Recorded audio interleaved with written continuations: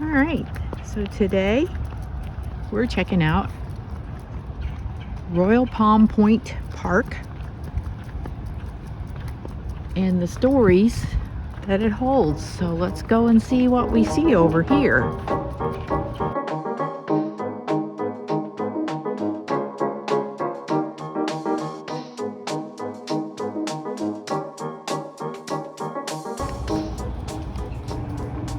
No animals.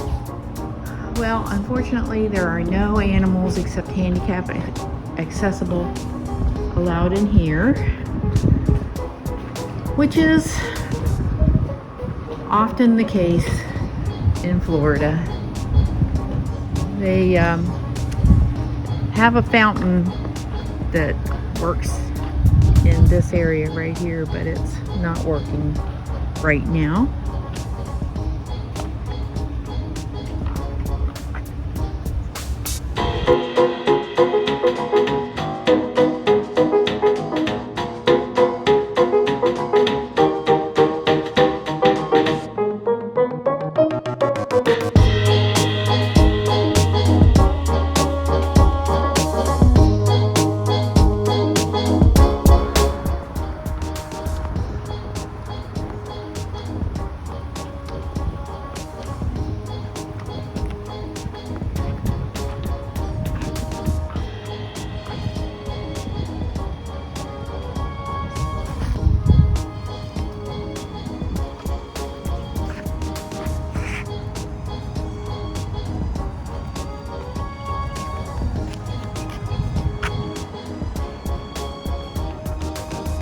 Now, this is an accessible park if you do want to come here, because they do have ramp access along with the stairs.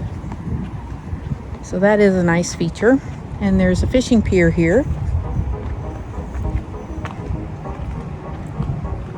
which is also barrier free.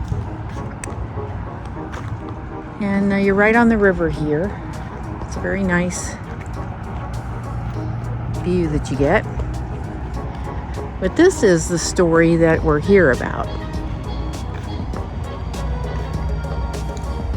And this historical plaque commemorates some historical bridges that were here that crossed the Indian River from the mainland over to the barrier island. And Vero became the first community to have a bridge over to Orchid Island, and then that was like the first bridge from Daytona Beach south over to the barrier island. And there's some really cool stories about the bridges that were there originally and then built as a follow-up. The Merrill P. Barber Bridge was one of those. It was a mid-century style bridge. And then the Wabasso Bridge that we're featuring here was also another part of that story. And so this is the Merrill P. Barber Bridge right here. And you can see that the mainland side's over here, and this takes you over to the barrier island side. So this location that I'm at right now, which is the Royal Palm Pointe, it's a residential and commercial center, with this park being part of it, is where the old causeway and bridgehead sat.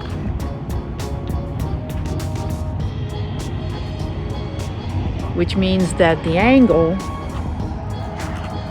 that the bridge took actually went more in that direction, while the new bridge comes, it's a fixed bridge, so it spans a little further. This was a narrower part for the original bridge.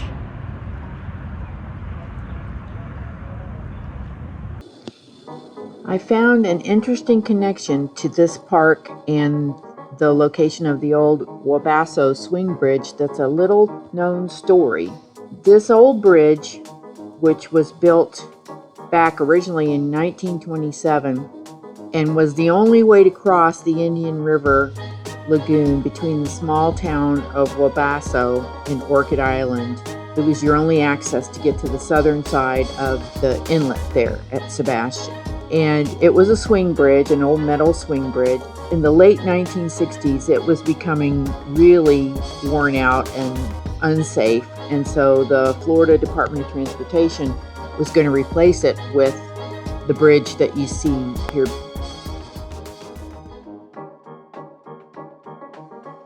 You can see here some pictures that I found on the website Florida Backroads Travel, which I have the link posted in the description. Disney World, they decided to purchase the bridge and refurbish it, and it is now a feature bridge that you see there on Main Street, USA, and it's still in use today. So it's kind of a cool connection that Disney has here to not only the history, but currently to Orchid Island, because they have their beach resort over here in Orchid Island as well. So that's a pretty cool little story that people may not know of the connection of Disney to this area. It's really nice that these 4 pillars here depict 4 natural settings, and you can see 4 times of day on each one of the pillars of the natural settings. It's really a unique thought that they had for depicting the art about the near coast and the coastal environment. And there's restrooms in that building, and in the warmer times of the year and non-COVID times, this water fountain is like a water pad for people to come and cool off in. Be really nice right here by the river.